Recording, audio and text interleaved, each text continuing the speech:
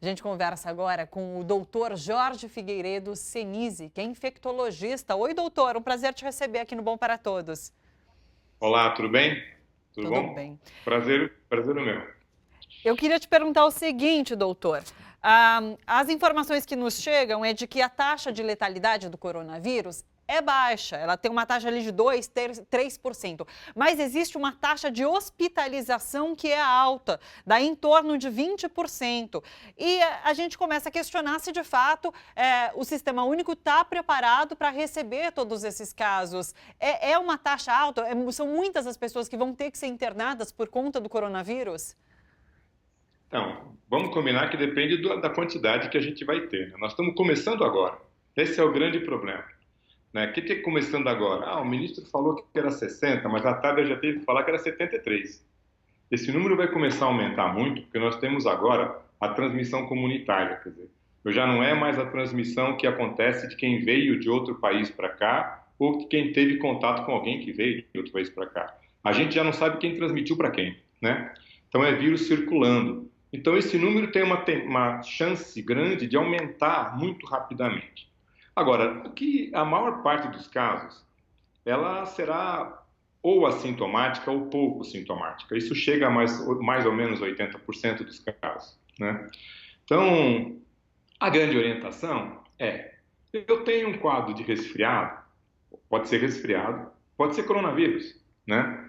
Eu devo ficar quieto em casa, bonitinho, evitar contato com pessoas mais idosas, para que eu não transmita essa infecção. Isso tem que ser uma atitude individual, tem que partir do conhecimento das pessoas. Por isso que foi decretado um estado de emergência pelo Ministério da Saúde, para que isso possa ocorrer de forma mais efetiva através de agentes de saúde e mesmo médicos, né? Nós tivemos um caso, parece que em Brasília, né, de um senhor que estava se recusando a fazer o teste, exame, mesmo a esposa tendo voltado e tendo adquirido coronavírus e está internada grávida lá em Brasília na UTI. Então, quer dizer, é mais para dar força para os agentes de saúde terem mais condições de restringirem essas pessoas sabidamente infectadas ou sabidamente de risco. Então, o que está falando de hospitalização, hoje, a princípio, tem. Precisa ver como isso vai evoluir, entendeu?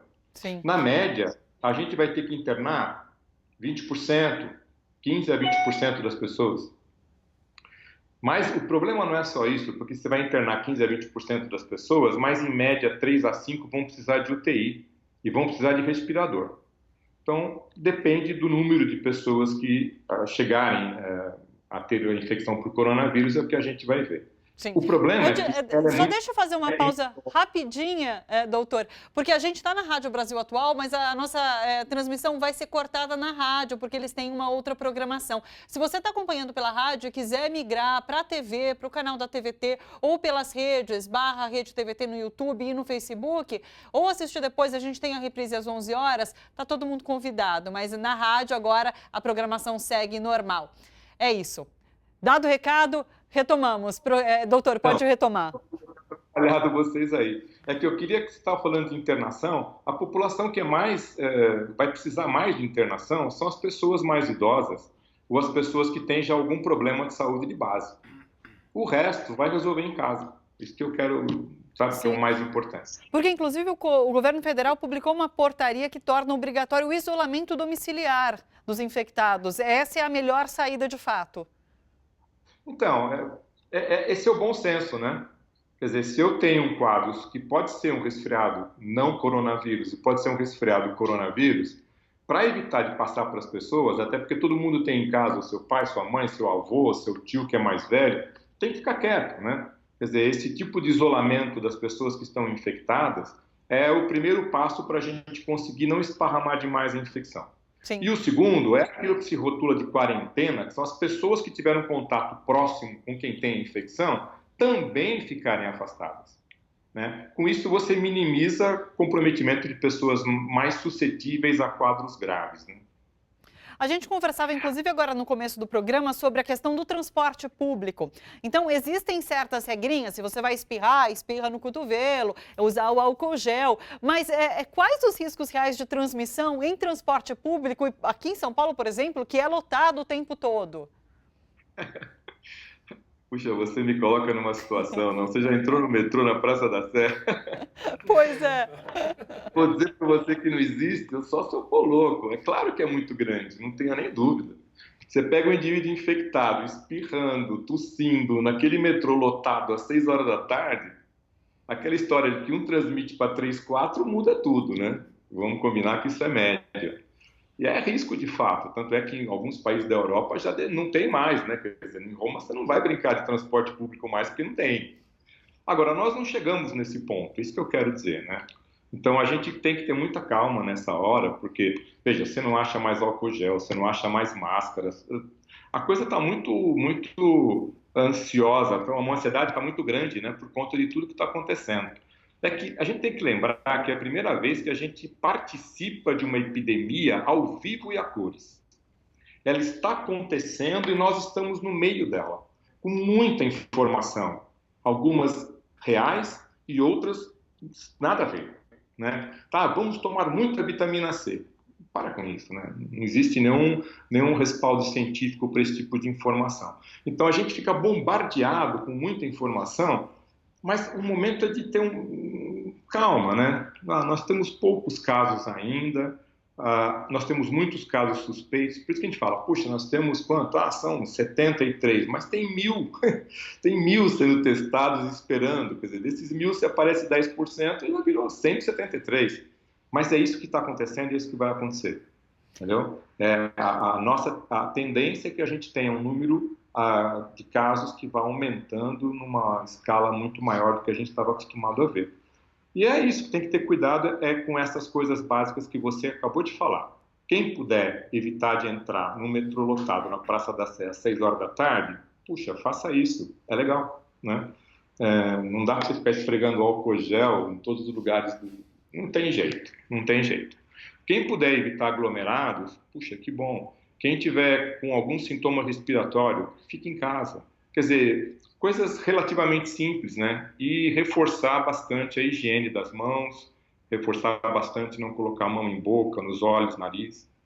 E eu acho que o momento é para isso. Doutora, uma outra curiosidade, dizem que há uma diferença em relação a uma gripe comum, porque o vírus da gripe comum, ele morre muito mais rápido, e o do Covid, ele fica vivo muito mais tempo nas superfícies, é isso de fato? Nós estamos aprendendo essas coisas, né? Então tem um estudo aí que mostra que o coronavírus, o Covid-19, ele pode durar até 9 dias em superfície. Mas depende de muita coisa. O vírus não é um ser que costuma pular de um lugar para o outro, entendeu? Ele tem que viver dentro de célula. Então ele depende de ter material biológico nessa secreção e uma temperatura que não seja muito alta. Acima de 25 graus para ele é muito complicado, porque esse material resseca. Então tudo isso é muito variável. Agora é possível, ele tem uma durabilidade que pode ser grande, né? E aquela bela história, cuidado sempre com as mãos. Encostei em algum lugar, lava a mão muito bem, não tenho como lavar a mão, álcool gel se eu puder. Mas tem essa possibilidade, mas por enquanto não tem, até o artigo que saiu, falou assim, olha, por favor, cuidado com essa informação, porque não existe relato de caso de alguém que pegou coronavírus por encostar em alguma coisa que tinha secreção. Né? Quer dizer, não é assim que se vai transmitir. Isso é um risco que eventualmente pode ser adicionado. São Paulo autoridades de São Paulo passaram agora há pouco por uma coletiva e disseram que no momento não há necessidade de paralisar a cidade por conta desses 46 casos já detectados. Você concorda? Você confirma isso? Por enquanto não há por que parar a cidade por conta do coronavírus? Eu acho que sim, é uma questão de bom senso nesse momento, né? A gente pode continuar levando uma vida normal, evitando aglomerados, eu acho. E ver como isso vai mudando, né? Esse posicionamento, que é bastante sereno e é importante, e à medida que os números vão aparecendo, né? Então, por enquanto, você tem 46 casos, é um número pequeno em São Paulo. e, eventualmente, um potencial de mais casos que estão sendo testados, né? Então, se nesse momento a gente consegue acalmar um pouco as pessoas, a angústia está muito grande, a ansiedade está muito grande, e que cada um tenha a sua responsabilidade do cuidar de si, dos próximos, né? Eu acho que a coisa é o momento de fazer isso agora, não tem muito mais, não. Doutor Jorge, Em vez muito de eu dizer, obrigada. Diga. não, em vez de uma autoridade falar não vai em nenhuma festa, não faça não sei o quê, cada um procure fazer isso individualmente. Pensando no coletivo. Claro, sem dúvida. É Tá isso. bom? Muito obrigada, doutor Jorge. Obrigada pela participação e pelas informações que você traz aqui pra gente. Até uma Tudo de bom. próxima. Tchau, tchau. Tchau.